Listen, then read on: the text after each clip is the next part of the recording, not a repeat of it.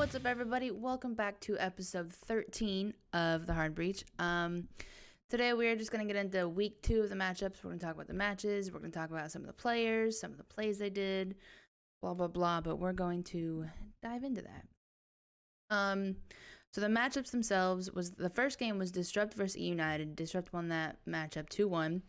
The Soniqs 2-0'd Tempo Storm. Oxygen 2-0'd SSG. And Dark Zero 2-0'd TSM. So with that being said, we're going to get a little bit more in depth with the matches. We're going to talk about them a little bit. So the first one was Disrupt and E United, right? From what I could see from this match, NJR and Nyx popped off. And with it being NJR's second game ever in Pro League, going positive 14 and having a 6-1 opening kill, opening death ratio was pretty good. I mean, from literally skipping over, he literally skipped over Challenger League, so he didn't necessarily get all that experience that a lot of these other players have gotten, and he got thrown right in. And it's good to see that he's actually I would say meshing well with his team. And it's also nice to see that Nyx is popping back off after what happened last week with the whole having to rehost after the skins over and over and over again. But it was nice to see him doing good too. On the E United side, from an outsider perspective, I don't really know what's going on with this roster.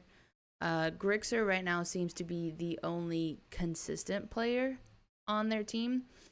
It hasn't really seemed like they're very aggressive and they're very in your face play style has necessarily been working in their favor. It kind of makes you wonder what changes they're going to make, or if they're even going to be making changes, because the rumor is that they're actually moving into their team house soon. So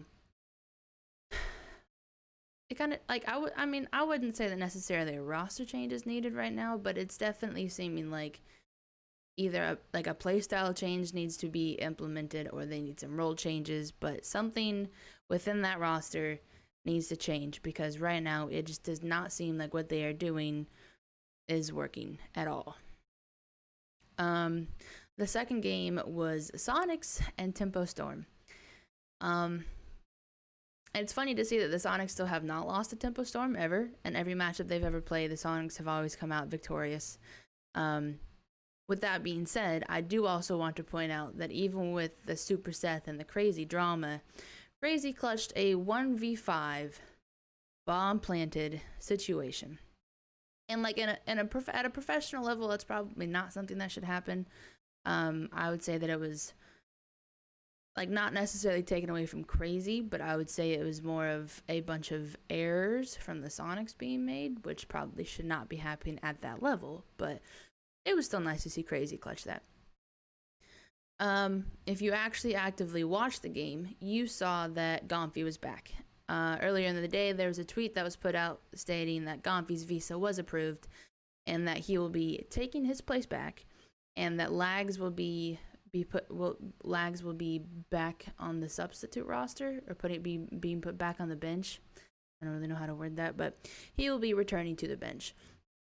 So from this, we see that Slevin still has not gotten his visa, which, I mean, it sucks, but at the same time, it's still nice to see J90 get this chance to play.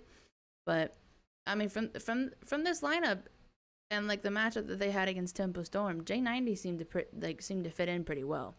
But with how much time they've been putting into getting Slevin's visa, and how long Slevin's been waiting, I'm praying that he gets to play soon, because I want to see Slevin get unleashed. And I'm going to talk a little bit more about Iconic and J90, because as a lot of you guys know, they used to team together back before they both got picked up by this team, and they were on the underage roster. Iconic went +10 and J90 went +8. So I mean, for being two newbies to the Pro League scene, they're also doing pretty well. And I mean, despite it being a 2-0, the matchup seemed like it was a little bit better. I would say that Tempo Storm seems to, I mean, like, it obviously feels like Tempo Storm is improving, but what seems to be lacking is their ability to close anything out. I don't know what necessarily needs to change there either, but they get the momentum and then they just barely fall short of what they actually need to win the match. So, I mean, hopefully at some point they figure out what that is and they fix it. It would be nice to see Tempo Storm get a couple wins. But moving on to the next game, it is OXG and SSG. This game I can say that I did not expect whatsoever. I thought SSG was gonna quick 2-0, move on, advance to like the winners bracket or whatever that's called, and like instantly be safe from relegations. But man, I was wrong. OXG winning this game 2-0 was probably, in my mind, the biggest upset that could have happened. Well, not the biggest. If they would have lost to like Disrupt or United, that probably would have been like the biggest. But I mean, from like the matchups that we've had so far, this has been a pretty big upset.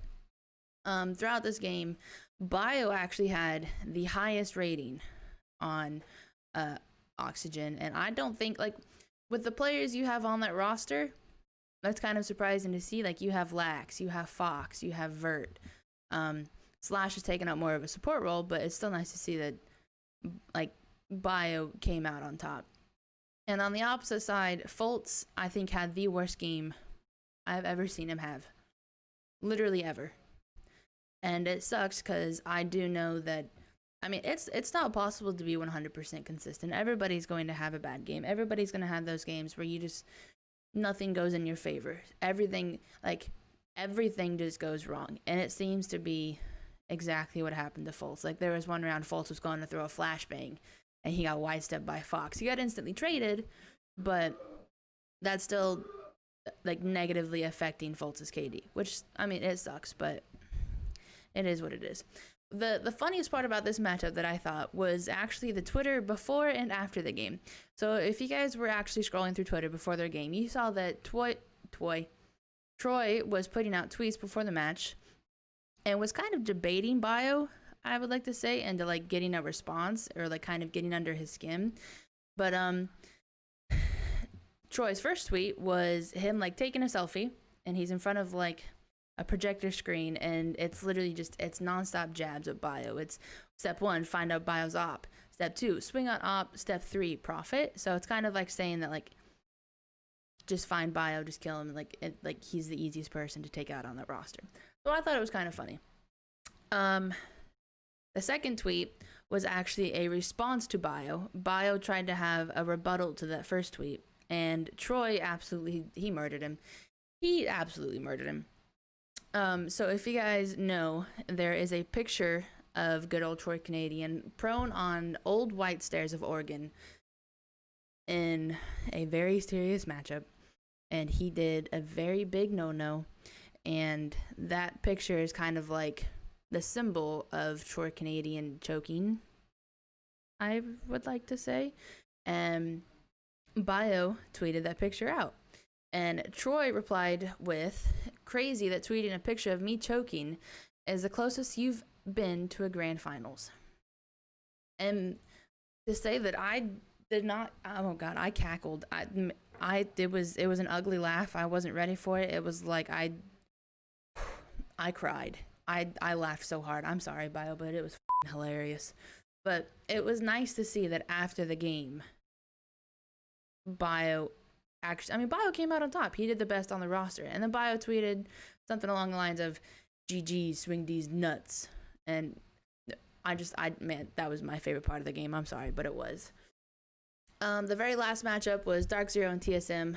I want to say that this 2-0 from Dark Zero was surprising, but I don't feel like it was. Hyper was continuing to do Hyper things. I believe he dropped 22 kills on the first map. He went positive 12, and he dropped a 30 bomb in total. Like, that's insane. He's also been very consistently insane, which is nice to see. Good job, Paul. On the TSM side, it's also been nice to see Chala doing good, but you can't help to feel like something is off. I don't know if it's something along the lines of like the roles, or like it's hard to say from an outsider perspective because like we have no idea what goes on within that team or and like in their comms or anything. Like we don't know. But it just makes you wonder because like the last couple of games it has seemed like the fraggers have been struggling to frag. And I mean, especially this week, Bolo and Merc were both underperforming, and they were both at the bottom of the. Like, I hate to say that stats show anything, but I mean, if you're basing it off of the stats, Bolo and Merc were on the bottom of the TSM roster for that game, and it sucks to see because like I felt like last season Bolo and Merc were both extremely consistent and they were both very frag heavy and they both made insane plays, and it's not something we've gotten to see yet this season. Maybe they're just having like a bit of a slow warm-up, but I don't know, we'll see. Something that I did want to point out that I thought was kind of weird was during the first game on Theme Park, Dark Zero was consistently running Clash. They weren't even 6-picking off of the Clash. They were just, at some point, they were literally just showing the Clash. And TSM never once brought Zofia. They had an Ashe every single round, but they never thought, hey, let's switch to Zofia. Zofia can deal with the Clash. Zofia stun and like, I mean, actually do something to deal with the Clash. But I don't think it was until the very last round or the very last couple rounds of actually attacking that they actually opted to bring Callie, which, I mean, I don't know. For me, it was just kind of weird to see. Hopefully TSM finds their footing soon because it does look like they're struggling. I mean, I could be completely wrong. They could be perfectly fine. But from what I see, they do be looking like they're a little off. But hopefully they manage to turn that around. But that is it for that week. That was the entire week 2 matchups. Kind of like summarize a little bit if you guys didn't get to watch it or if you guys just wanted a little bit of like a TLDR. But I hope you guys enjoyed this episode. This has been episode 13. And as always, I'm your host, Lauren Goddess Williams. And you've just been breached.